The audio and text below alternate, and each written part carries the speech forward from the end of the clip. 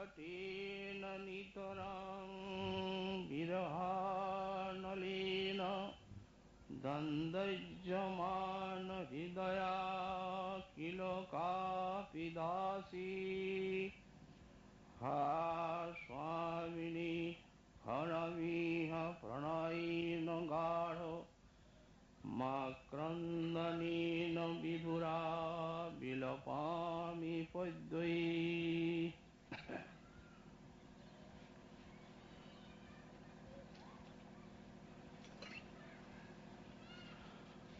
পরম করুণা ঘন বিগ্রহ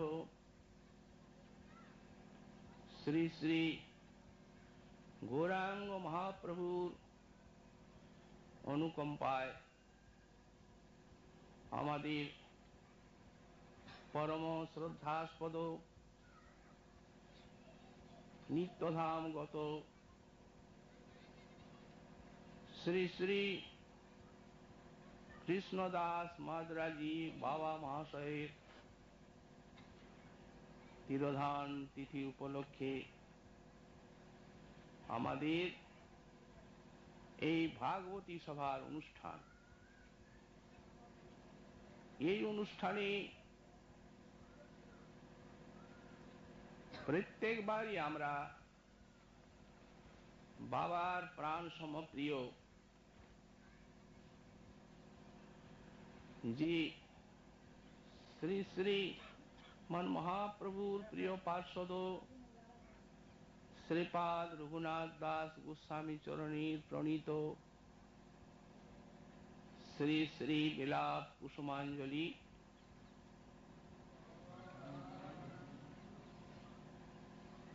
যথামতি আলোচনা করে থাকি। এবার আমাদের আলোচনার বিষয়বস্তু এই বাবার বিরহাবসরে তার তুষ্টির নিমিত্ত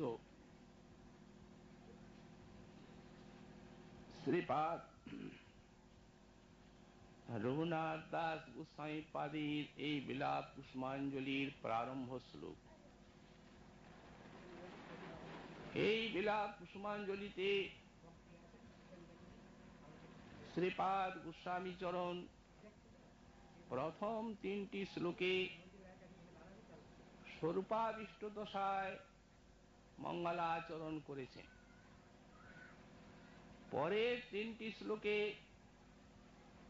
সাধকাবিষ্ট দশায় গুরু বৈষ্ণব এবং ভগবানের বন্দনারূপ মঙ্গলাচরণ।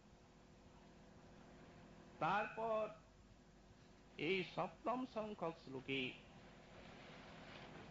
তার বিলাপ কুসুমাঞ্জলির প্রারম্ভ।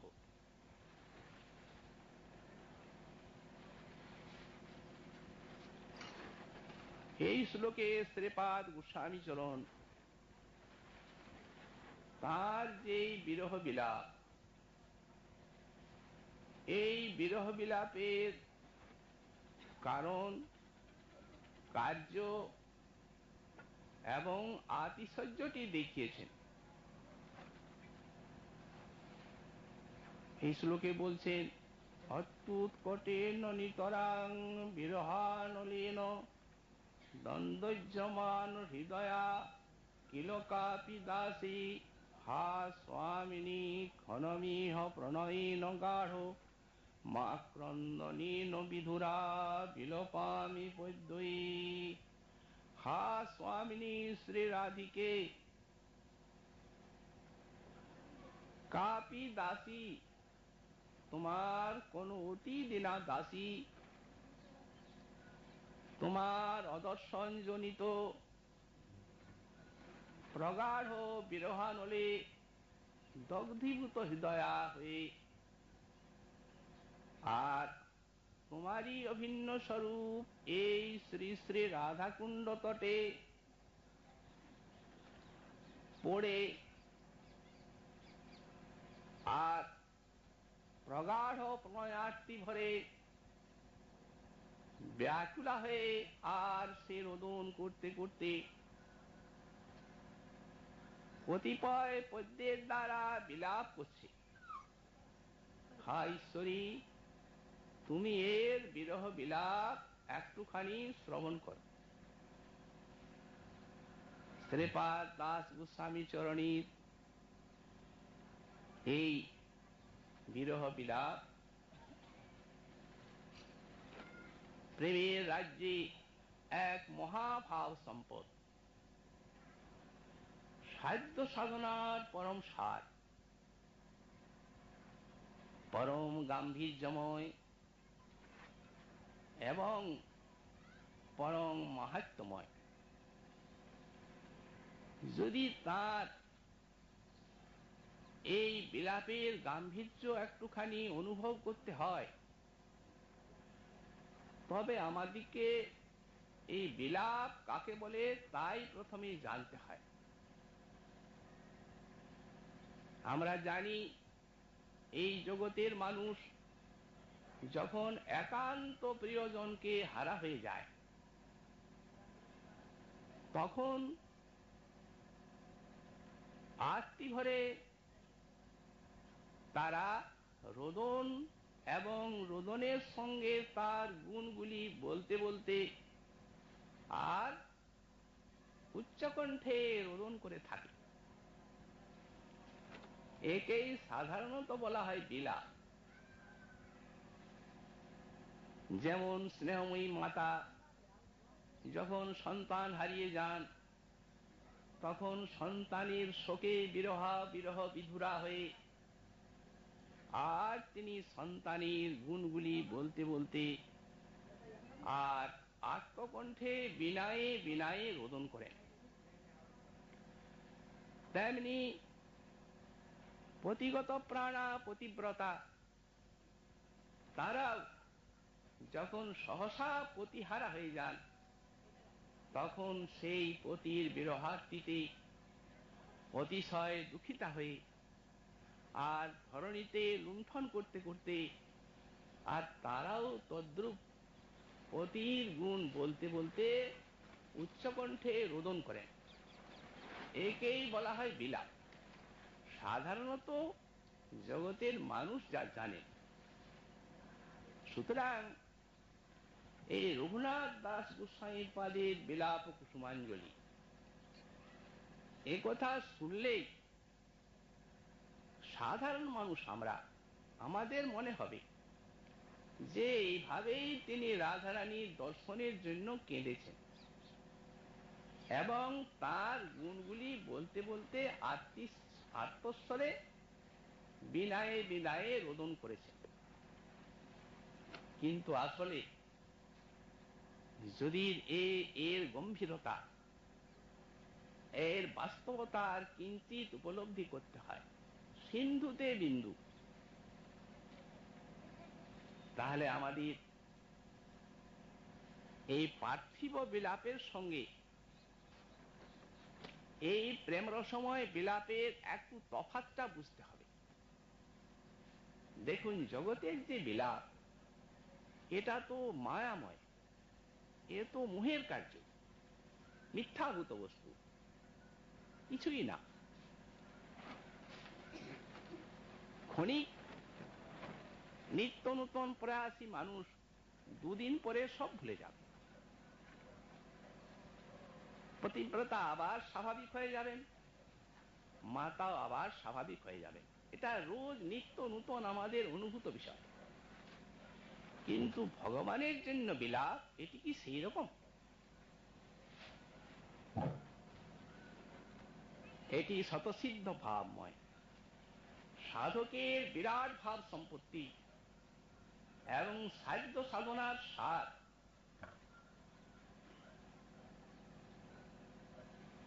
এই বিলাপ কখনো থেমে যায় না। সে রাবণের চিতার মতন চিরকাল জ্বলে এই বিরহ বিলাপ। কারণ প্রেমের এই দুটি অঙ্গ, একটি হচ্ছে মিলন আর একটি হচ্ছে বিরহ। তো সুতরাং প্রেমেই যখন সাধ্য সার, পরম পুরুষার্থ, তখন এই যে প্রেমের থেকে উত্থিত বিলাপ এও যে পরম সাধ্যসার বস্তু হবে তাতে আর সন্দেহ নেই। আমরা বিষয়টা আর একটু বুঝিয়ে সহজ করে বলব। মনে করুন মায়াবদ্ধ মানুষ আমরা, সংসারকে জানি, সংসারের আত্মীয় স্বজন ইত্যাদিকে আপনার বলে মনে করি। দেহ দৈহিকাদি নিয়ে জগতের মানুষ আমরা সংসার পীড়া ভোগ করে বেড়াচ্ছি নানা জনিতে। যখন কোনো সৌভাগ্যবশত এই মানব দেহ পেয়ে আর যখন মহতের সঙ্গ হয়, সাধু বৈষ্ণবের গুরুর কৃপাতে যখন এই ভক্তিপথের আশ্রয় ঘটে, তখন ভজন করতে করতে ভক্তের মায়ার আবরণ তিরোহিত হয়, মোহের প্রগাঢ় আবরণ দূরীভূত হয়, স্বরূপ জ্ঞানের উন্মেষ জাগে। তখন ভক্ত বুঝতে পারেন যে তিনি শ্রীকৃষ্ণের নিত্য দাস।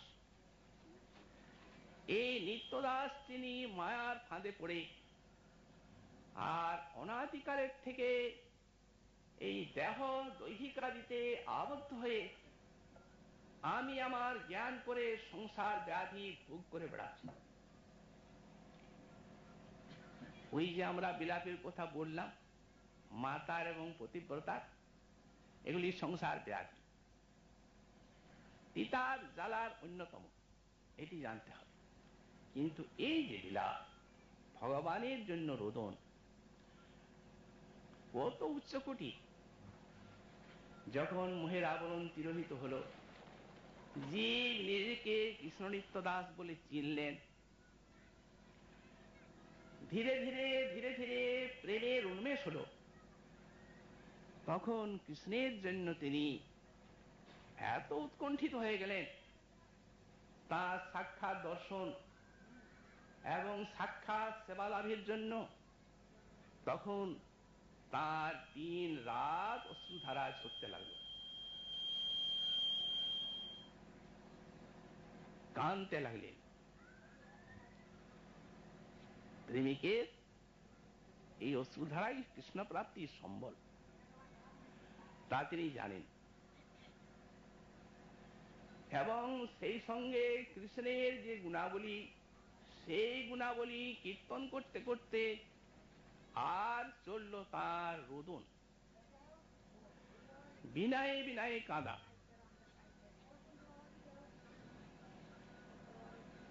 যেটি শ্রীকৃষ্ণ প্রাপ্তির অব্যভিচারী উপায়। কারণ তখন তার কৃষ্ণের বিহনে কি অবস্থা, যেমন নিঃশ্বাস রুদ্ধ হলে কষ্ট হয়, যেমন জল বিনা যেন মিন, দুঃখ পায় আউহীন, সেই প্রকার তার একটা বিপুল কষ্টকর অবস্থার উদয় হয়।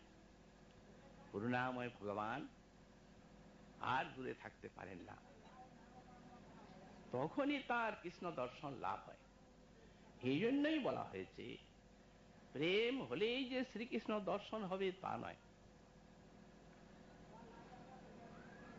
প্রেমের সঙ্গে যখন উৎকণ্ঠার যোগ হয়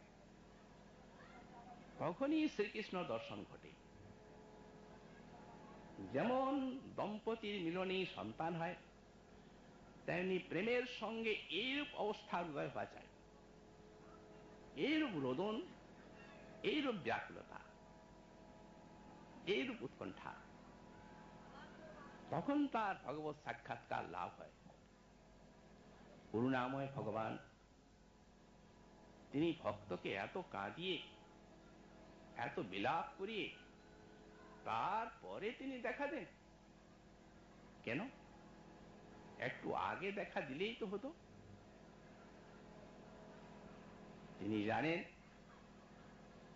ভক্ত প্রেম বাড়াইতে প্রভু ভালো জানে, উনি ওটা ভালো জানেন। কারণ এই যে বিরহ রোদন, বিরহ বিলাপ, এটা মিলনানন্দের থেকে অনেক উচ্চকোটির ভাব সম্পত্তি। কে কৃষ্ণ কৃষ্ণ বলে কাঁদতে পারে? হা কৃষ্ণ বলে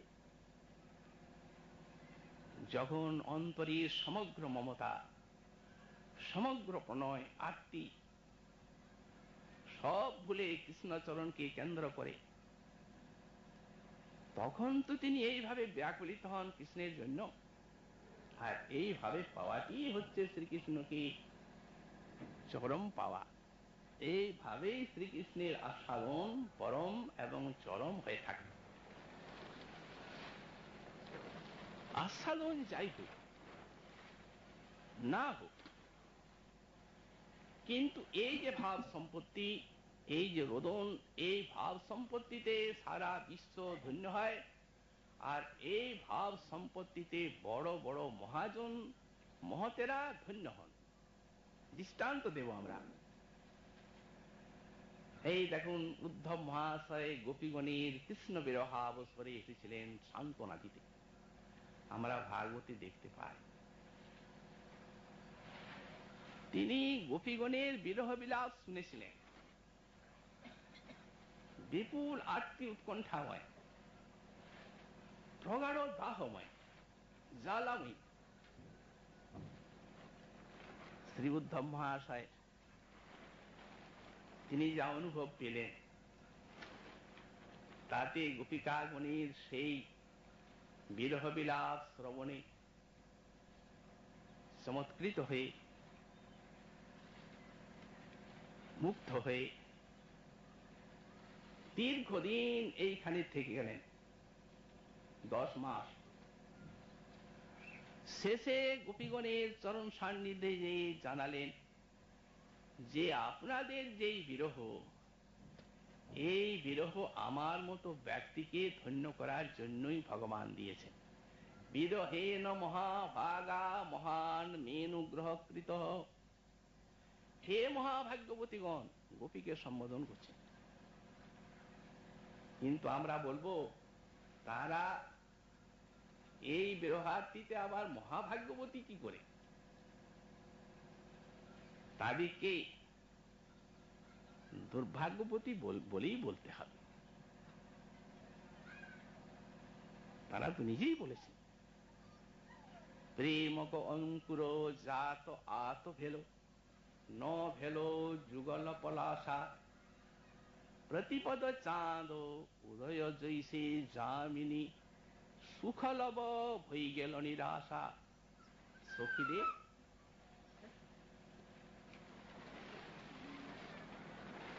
বুক হয়ে আবমাধাই, অবধি রহল বিসরাই। আমার মতো দুর্ভাগ্যবতী আর এই বিশ্বে কেউ নেই। হতভাগিনী,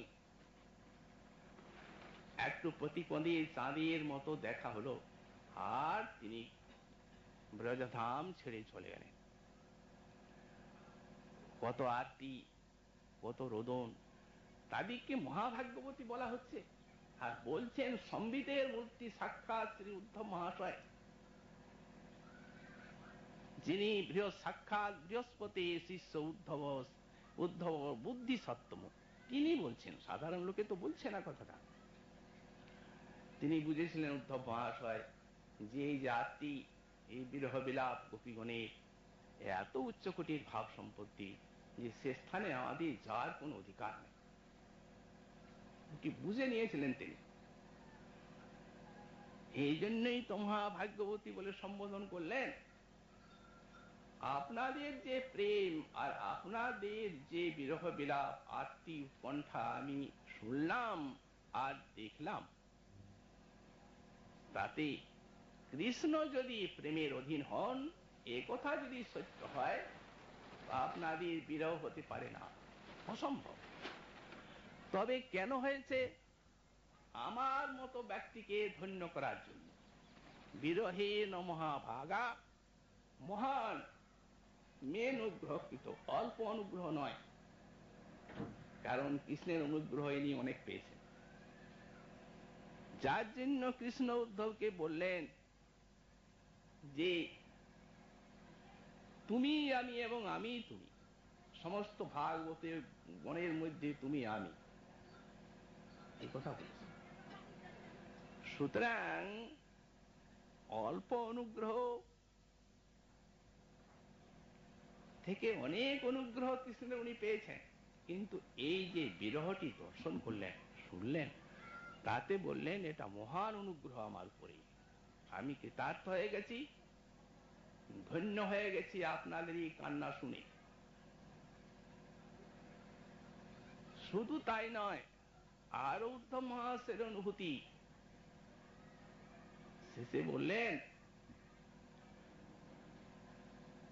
যাসাং হরি কথোদ্গীতং পুনাতি ভুবনত্রম, এদের যে হরিগুণগান শুনলাম, উচ্চ হরিগুণগান,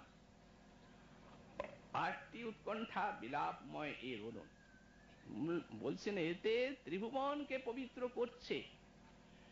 যাসাং হরি কথোদ্গীতম পুনাতি ভুবনত্রয়ম, পুনাতি এই পদটি হচ্ছে বর্তমান প্রয়োগ। তিনি যখন দর্শন করেছেন তখনও পবিত্র করেছেন সেই হরিগুণগান ত্রিভুবনকে, এখনো করছেন, অনন্তকাল করবেন। এর পিছনে একটা বড় রকম এই বৈজ্ঞানিক সিদ্ধান্ত আছে। দেখুন, আমাদের যে জড় জগতের বিজ্ঞানী, যারা জড়ীয় বিজ্ঞানী, তাদের চিন্তা হচ্ছে এই, এবং এটি একটা তাদের সত্য উপলব্ধি, যে এই যে প্রকৃতি আছেন, এই প্রকৃতির কতগুলি বিশেষ বিশেষ সম্পত্তি আছে। তার মধ্যে একটা সম্পত্তি হচ্ছে যে চিন্তাশীল ব্যক্তি, যারা ভাবনাশীল, যারা কোনো একটা বিজ্ঞানকে নিয়ে আর গভীরভাবে চিন্তা করছে, সেই যে গভীর চিন্তা, সেই চিন্তা করতে করতে তিনি অপ্রকট হয়ে গেলেন। চিন্তাটা কি হলো? চিন্তা প্রকৃতি দেবী তার ভিতরে রেখে দিলেন এই প্রকৃতির সম্পত্তি রূপে। কেন? এটি প্রকৃতির ধর্ম। তারপরে যারা সেই বিষয়টিকে নিয়ে ভাববেন, সেই বিজ্ঞানকে নিয়ে, তখন প্রকৃতি দেবীর ভান্ডারে যে রক্ষিত আছে সেই চিন্তাধারাটা, সেটা উনি ওর মধ্যে দিয়ে দিবেন, সেই চিন্তা একে সহায় করবে। তখন তিনি হঠাৎই খুব বড় একটা জিনিস আবিষ্কার করে বসবেন, অথচ ওটা তার একার নয়, ওটার পিছনে আছে অনেক বড় জিনিস, অন্যজনের বিশাল সাধনা, সাধন জিনিসটাই। তো যদি জড়ীয় বিজ্ঞানের এই নীতি হয়, তাহলে যেখানে সাক্ষাৎ চিৎ বিজ্ঞান, এই আধ্যাত্ম বিজ্ঞান, সেখানে তো বলার কথাই নাই। সেখানে এই যে মনীষীগণের যে এই যে কীর্তন, গান কীর্তন আদি করা হচ্ছে, শ্রীকৃষ্ণ বিষয়ক বা প্রেমিকগণ যে বিলাপ করছেন, এই সমস্ত সেই অপ্রাকৃত রাজ্যে বৃন্দাবন ধামে আকাশে আকাশে ভাসছে। যখনই কোনো সাধক সেই বিষয়টা চিন্তা করবেন, এই বিলাপ কুসুমাঞ্জলি পড়বেন, এই বিলাপ কুসুমাঞ্জলি কানে শ্রবণ করবেন, ভাবনা করবেন, তখন এই যে শক্তিময় বাণী সাধকের হৃদয়ে যাবে, সাধক আর একটা সাহায্য পাবে বড় রকম সাধনার। এই জন্য সাধন সম্পদ বলা হচ্ছে। তো এই জন্যই আমাদের শাস্ত্রে সাধারণীকরণ বলে একটা ব্যাপার আছে। সাধারণীকরণটাই হচ্ছে তাই, ওই জিনিসটা এসে আর সাধককে সহায় করবে। এই জন্যই পুনাতি ভুবনত্রয়ম, ওটা চিরকাল থাকলো। যিনি এই বস্তুকে শ্রবণ কীর্তন এবং ভাবনা করবেন, তার মধ্যেই এটা ক্রিয়াশীল হবে। এই গোপীগণের যে বেণুগীত, এই গোপীগণের যে গোপীগীত, তাদের যে যুগল গীতি, তাদের যে ভ্রমর গীত, এই সমস্ত বিষয়গুলিকে উল্লেখ করেছেন শ্রী উদ্ধব মহাশয়। যাসাং হরি কথোদ্গীতম পুনাতি ভুবনত্রয়ম। কিন্তু আমাদের যে শ্রীপাদ রঘুনাথ দাস গোস্বামীপাদের বিরহ বিলাপ, সেটা আরো অন্যরকম, অনেক উচ্চকোটির আরো। তার কারণ কৃষ্ণ ভক্ত কাঁদেন কৃষ্ণের জন্য বিরহে ব্যাকুল হয়ে, আর শ্রীপাদ রঘুনাথ দাস গোস্বামী চরণ কেঁদেছেন সাক্ষাৎ অখণ্ড মহাভাব স্বরূপিণী শ্রী শ্রী প্রেমময়ী রাধার জন্য। অনেক তফাৎ আছে। আমরা একটা দৃষ্টান্ত দিতে পারি। মনে করুন, যার বিরহ বিলাপে গোপিকাগণ এত কাতর, সেই তিনি স্বয়ং রাধার জন্য কত কাতর। পূর্বরাগের ভূমি গোবিন্দী রাধার জন্য কাতরতা এক দূতি রাধার নিকটে বলছেন, মাধবী লতা তলে বসি শিবুকে ঠেকনা দিয়া বাঁশি, তুহার চরিত অনুমানী সে যে যোগী যেন বসিল ধ্যানী। জল গেলে কি করিবে বাঁধে, আর নিশি গেলে কি করিবে চাঁদে, আর প্রাণ গেলে কি কাজ শরীরে, তেমনি রাধা বিনা কি নন্দ কুমারী। আনন্দ ঘন বিগ্রহ, সেই আনন্দ ঘন বিগ্রহের এই অবস্থা রাধার জন্য, তাহলে তদ্গত প্রাণা কিং করি, তার রাধার বিরহে কি অবস্থা হতে পারে। রাধা রাধা জপে অবিরাম, না জানি কি হয়ে ঘনশ্যাম। আরো বলেছেন, প্রাণ সংকট অবস্থা, রাধারানীর বিরহে দুটি বাক্য, শুনলো রাজার ঝি তোরে কহিতে আসিয়াছি, কানু হেন ধন পরাণে বধিলি, একাজ করিলা কি।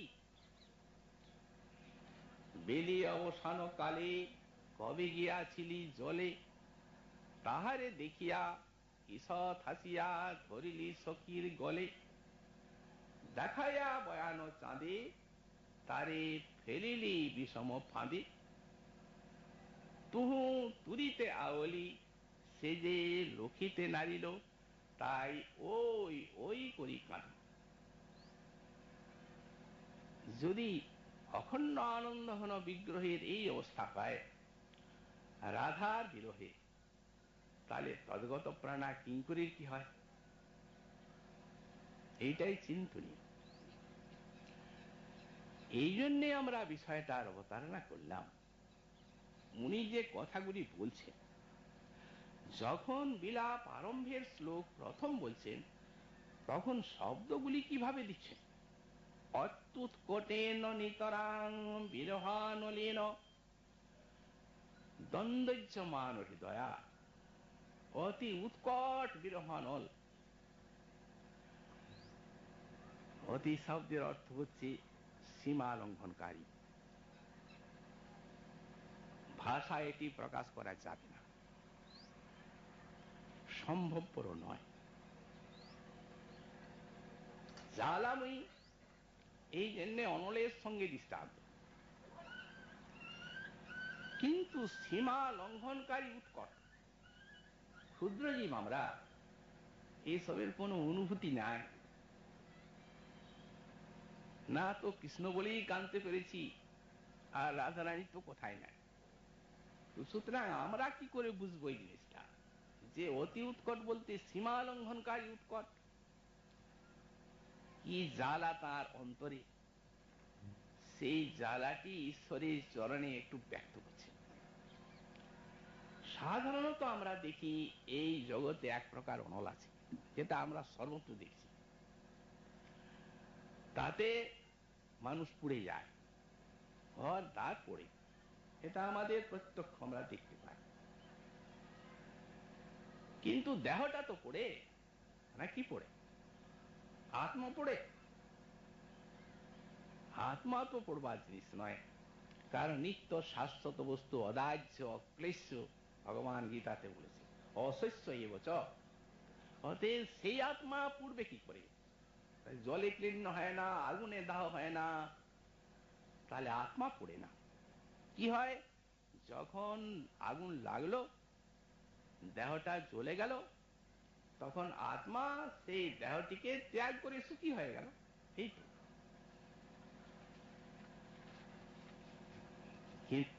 কিন্তু কৃষ্ণ বিরহে জলে আত্মা, দেহ নয়, কারণ ওটা আত্মিক সম্পত্তি, আত্মা জলে। সেই দুঃখ আত্মাকে ভোগ করতে হয়, আত্মার মরণ নেই। আর এক প্রকার অনল আছে, এর থেকে উৎকট, সেটি হচ্ছে যা আমরা দেখতে পাই, জাগতিক অনল, সেটি হচ্ছে দাবানল, বনবন্যী। ওটা আপনা আপনি লেগে যায়, শুষ্ক কাষ্ঠের ঘর্ষণে পুড়ে যায় সারা স্থাবর জঙ্গম বনে, পশু পাখি ইত্যাদি, ভয়ঙ্কর। কিন্তু তাতে তো বনেই পড়ে, মন তো আর পড়ে না। রাধারানী বাঁশি শুনলেন, গোবিন্দের বাঁশি শুনে আর বড়াইয়ের কাছে বলছেন যে আমার যেমন্তরের ওই জ্বালা, সে জ্বালাকে ব্যক্ত করার কোন উপায় নেই। বন দাবানলে পড়ে সকলের দৃশ্য হয়, সবাই দেখেন। বন পড়ে আগে বড়াই জগজনে জানি, কিন্তু মোর মন পড়ে যেন কুম্ভারের পনি যেন পোয়ান, ভিতরে জ্বলছে অনল। সে কি তীব্র অনল, যে জায়গায় হয়তো ফেটে যায় সেই প্রলেপ দেওয়া থাকে উপরে, মাটির প্রলেপ, আর ভিতরে অনল দেখা যায় না। যখন কোন জায়গায় ফেটে যায় তখন দেখা যায় কি ভয়ঙ্কর তাপময় আগুন জ্বলছে ভিতরে। এটা জগতের জিনিস। তাহলে সাধারণ অনলের থেকে এটা উৎকটেই বলতে হয়। কিন্তু জগতের অনলেই হোক আর দাবানলেই হোক, জলে নিভে যায়। জল হচ্ছে অগ্নির প্রতিযোগী। যদি আপনি ঘরে আগুন লাগলো, জল ঢেলে দিলেন, দমকল এলো, নিভে গেল। যদি বনে আগুন লাগলো, খুব বেশি বৃষ্টি হলো, নিভে গেল। কিন্তু এক প্রকার অনল আছে, তাকে বলা হয় বাড়বানল। বাড়বানলে আবার জলেই পড়ে, সমুদ্রের ভিতরে সেই অনল জলে, সেই জলকে পোড়ায়, প্রতিযোগী বস্তুকে দগ্ধ করে। সুতরাং সে আবার কত ভয়ঙ্কর। আরো অনল আছে, যাকে আগ্নেয়গিরির অগ্নুৎপাত বলা হয়। আসলে ধাতু গলে যায় ভিতরে এবং বাষ্প হয়ে যায়। বাষ্প হয়ে যখন ফেটে যায়, তখন সেই গলিত ধাতু জলের ধারার মতো বেরোয়, সে ভয়ঙ্কর। আমাদের শ্রীপাদ রূপ গোস্বামী চরণ কলিকা বল্লরের প্রথম শ্লোকে তারই ইঙ্গিত করেছেন, উদ্ঘাটয়ামি জলত কঠোরাং বাষ্পস্য মুদ্রাং হৃদি মুদ্রিত। রাধারানীর বিরহে তাঁর হৃদয়ে আবদ্ধ ছিল সে আগ্নেয়গিরির মতো সেই গলিত ধাতু, কিন্তু আর পাচ্ছি না, অনেক আটকে রেখেছি। তাই উদ্ঘাটয়ামি জলত কঠোরাং বাষ্পস্য মুদ্রাং হৃদি মুদ্রিতস্য, হৃদয়ে যে মুদ্রিত ছিল আমার সেই বাষ্প, সেটিকে উদ্ঘাটন করছি। আমাদের শ্রীপাদ বলদেব বিদ্যাভূষণ লিখলেন যে কঠিন চিত্র গ্রাব নিতান্ত দ্রুতি হেতু, এই সমস্ত ভাব সম্পত্তিগুলির শক্তি,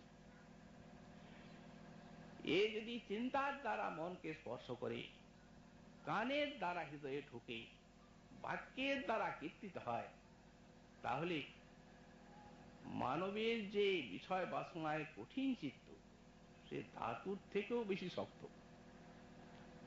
বিষয় বাসনায় কঠিন,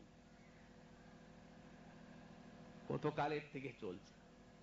তো তো সুতরাং সে চিত্তকে সঙ্গে সঙ্গে গলিয়ে দেবে, ওই নিতান্ত দ্রুতি হেতু একান্ত ভাবে গলাবে, অর্থাৎ ভাবজাত হবে, প্রেম সঞ্জাত হবে। তাই অতি উৎকট বিরহানল, তাতে দ্বন্দ্বজ্যমান হৃদয় গোস্বামী পাবি। এখন একটা প্রশ্ন হবে এখানে আমাদের, যে বাহ, এখনই বলছেন সাধ্য সাধনার সার, আর এখনই বলছেন ভাব সম্পত্তি। এ কি ভাব সম্পত্তি? যদি কষ্ট ভোগ করাই সার হলো, যদি এরূপ রোদনই সার হলো, কাঁদাই সার হলো, তাহলে আর লাভ হলো কি? কারণ আনন্দই তো পুরুষার্থ। হ্যাঁ, এই প্রশ্ন সমীচীন, গোস্বামীপাদও করেছেন। গোস্বামীপাদ যেন প্রশ্নটি তুলেছেন, তেমনি সমাধানও করেছেন। শ্রী বৃহৎ ভাগবতামৃতে এই যে বিরহ বিলাপ, এই বিরহ বিলাপের ভিতরে যে কি আনন্দ রস, বাকি কত বিশাল আস্বাদন আছে, সেটিকে দৃষ্টান্তের দ্বারা বুঝিয়েছেন গোস্বামীপাদ। প্রথমে একটি শ্লোকে লিখছেন, প্রাগযদ্যপি প্রেম কিতাৎ প্রিয়ানাম বিচ্ছেদ দাবানলোবেগতন্ত সন্তাপ জাতেন দুরন্ত শোকা বেশেন গাঢ়ং ভবতীব দুঃখম। প্রথম অবস্থায় প্রাক যদ্যপি প্রেম কিতাৎ প্রিয়ানাম, শ্রীকৃষ্ণের বিরহে, এ রাধারানীর বিরহে প্রীতিমান জনের হৃদয়ে বিরহ দুঃখ হয়। প্রাক প্রেম কিতাৎ প্রিয়ানাম, কিন্তু বুঝতে হবে যে এটা প্রেমের থেকে জাত দুঃখ, আর প্রেমই হচ্ছে আনন্দ কোন বস্তু। তো সুতরাং এই যে দুঃখটা, এই দুঃখটার উৎপত্তি ভূমি হচ্ছে জমাট বাঁধা আনন্দ। এই আনন্দের থেকে দুঃখ উঠছে। জগতের দুঃখ দুঃখেই তার উপাদান, পুরোটাই দুঃখ। কিন্তু প্রেমকিতাৎ প্রিয়ানাম, অর্থাৎ এই প্রেমকৃত যে দুঃখটি, সেই দুঃখটি হচ্ছে সুখ বা আনন্দের উপাদানে গড়া।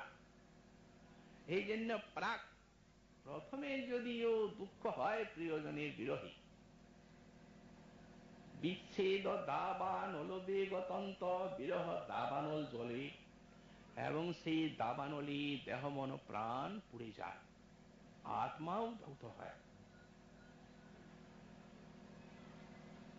সন্তাপ জাতেন দুরন্ত শোকা বেশেন গাঢ়ং ভবতীব দুঃখম।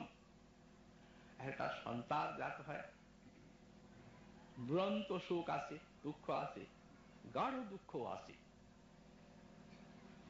তত্রাপি সম্ভোগ সুখাত পিস্তুত কপ্য নির্বাচ্য তম মনোরম প্রমোদ রাশি পরিণামত ধ্রুবম তত্র স্ফুরে তৎ রসিকৈক বিদ্য। এইটাই করছেন সিদ্ধান্ত। তত্রাপি সম্ভোগ সুখাদ পিস্তুত, মিলনানন্দ একটা আছে, কৃষ্ণের মিলনানন্দ, সেবানন্দ। তেমনি রাধারানীর ভক্ত যারা মঞ্জুরি ভাবের উপাসক, রাধারানীর দর্শন সেবা, সে কত আনন্দ। বলছেন তত্রাপি সম্ভোগ সুখাত পিস্তুত, এই যে বললাম প্রেম যার উপাদান, অতএব কৃষ্ণ বলে রাধা বলে কাঁদাতে যে কি আনন্দ আছে, এই যারা না কেঁদেছেন তারা বুঝতে পারবেন না, কাঁদতে হবে। সুতরাং কত আনন্দ সেটা, সম্ভোগ সুখাত বিস্তুত, সম্ভোগ আনন্দের থেকে অনেক স্তবনীয়, মিলনানন্দের থেকে অনেক উচ্চকোটির এই কাঁদা সহজ নয়। প্রেমানন্দীর চরম পরিপাক ঘন।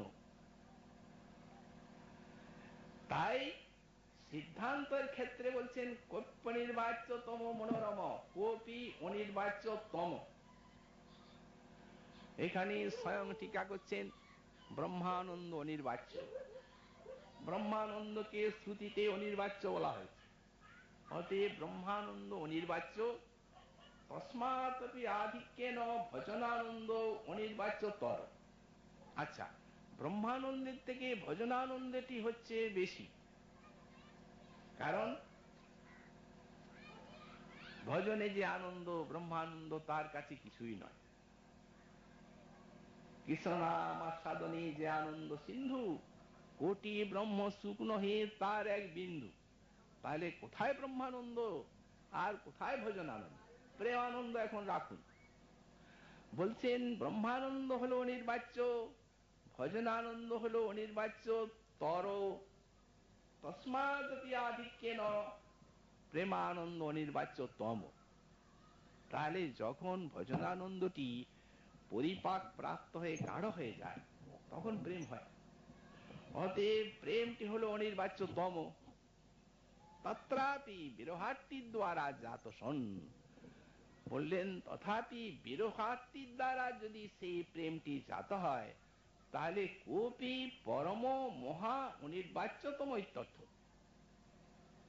তখন সেটা কোন পরম মহা অনির্বাচ্যতম হয়ে দাঁড়ায়। তাহলে কতখানি ভাব সম্পত্তি নিরূপণ করলেন গোস্বামী পাত্তাই দেখুন। কিন্তু সাধারণ লোক গ্রহণ করতে পারে না পারে, তাই চোখে আঙুল দিয়েও দেখিয়েছেন টিকাতে। বলছেন মনে করুন আমরা একটা দৃষ্টান্ত দেব, দুঃখটা আস্বাদনের কি করে হয়। মনে করুন শীতকাল, শীত প্রধান দেশ, সেখানে বরফ থাকে, বরফ জমে যায়। সেই বরফে যদি হাত পা স্পর্শ হয়, তাহলে একটা জ্বালার অনুভব হয়, যেন আগুনে হাত পা গুলা জ্বলছে। এটা সবার অনুভব। কিন্তু সেখানে আগুন কোথায়? সেখানে আগুন নাই, সেখানে আছে শীতের চরম। অগ্নি প্রতিযোগী হিম তার অনুভূতিরই জায়গায় আগুনের মতো। তো বললেন তেমনি প্রেমের ভিতরে কখনো দুঃখ বা আরতি নেই, থাকতে পারে না, কারণ প্রেম আনন্দ ঘন বস্তু। সুতরাং সেই প্রেমের থেকে যখন এই দুঃখটি জাগছে, তখন বুঝতে হবে যে এটি একটি চরম আনন্দ ঘন বস্তু। তো সুতরাং এই তরল বস্তুটি যেন গাঢ় হয়ে, যেমন দুগ্ধটি গাঢ় হয়ে মেয়া হয়ে যায়, যেমন জলটা গাঢ় হয়ে যেন বরফ হয়ে জমাট হয়ে যায়, তেমনি প্রেমানন্দ বস্তু যখন ঘনীভূত হয়, তখনই সেটি বিরহানন্দ রূপে অনুভূত হয়। তো যদি কেউ বলেন যে এটি তো ব্যাখ্যার ব্যাখ্যা, কিন্তু এত রোদন কান্না ইত্যাদি, শেষে বললেন মনোরম মনোরময়তি মনোরম। এটা মুখে ব্যাখ্যা করে বোঝানো যাবে না।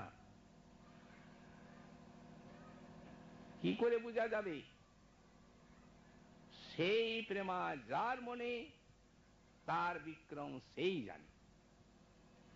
দৃষ্টান্ত দিচ্ছেন যেন বিষামৃত একত্র মিলন, ব্যাখ্যায় বুঝবেন না।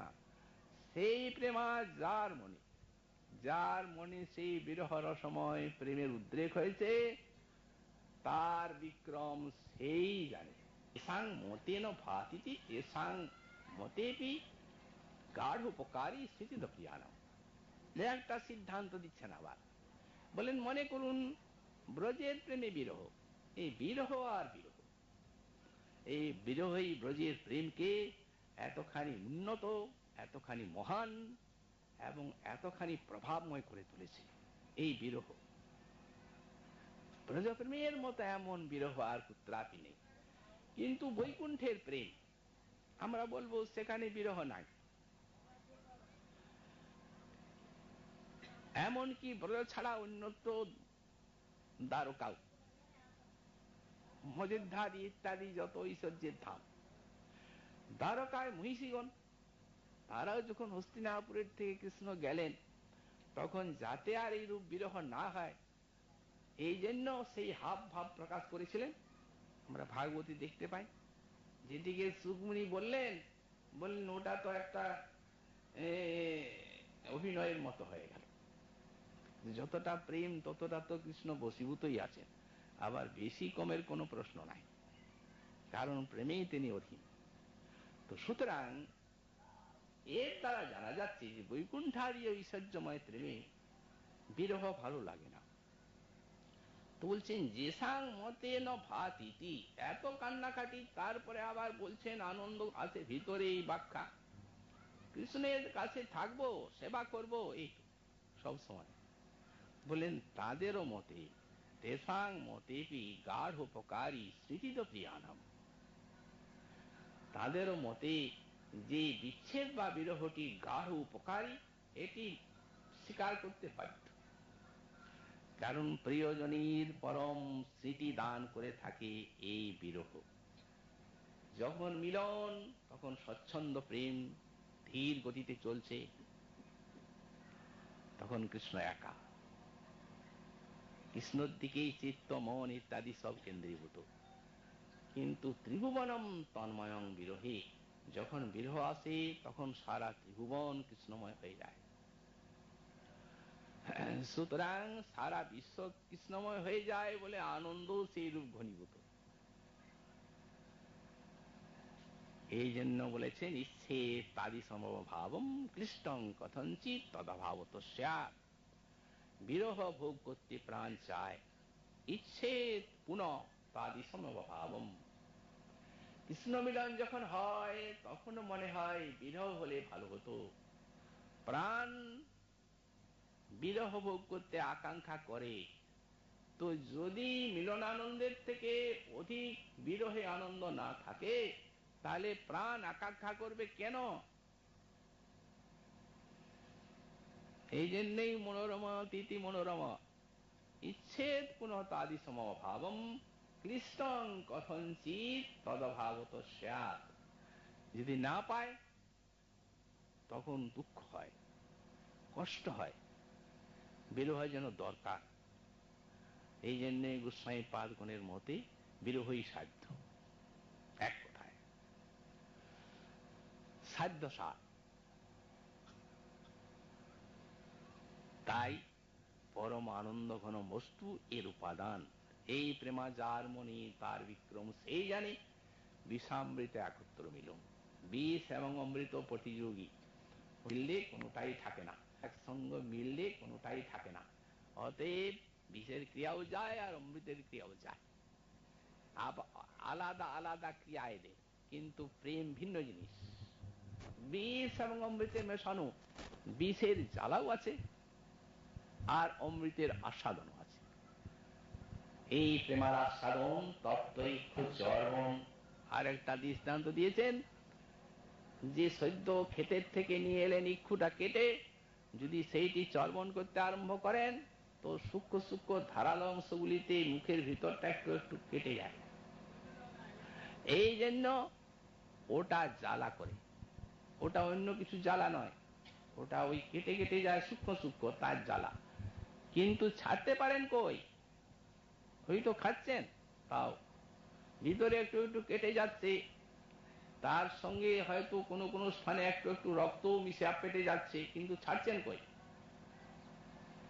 তার প্রেমের আস্বাদন তপ্তইক্ষু চর্বণ, মুখ জ্বলে না যায় তেজন, মুখটা জ্বালা করছে, ছাড়বার উপায় নেই, এই প্রেম। তো সুতরাং এই বিরহ রসময়, এই প্রেমের যেমন একটা উপরে দুঃখ জ্বালাময় অবস্থা, তেমনি ভিতরে রসময় বা আস্বাদ্য। এই জন্যই পরম পুরুষার্থ বলা হয়েছে। গোস্বামী পাদ হেতু দেখাচ্ছেন, এত কান্না কেন, এত জ্বালা? বলছেন কাপি দাসী, আমি যে তোমার চরণের তদগাতা প্রাণা কিং করি।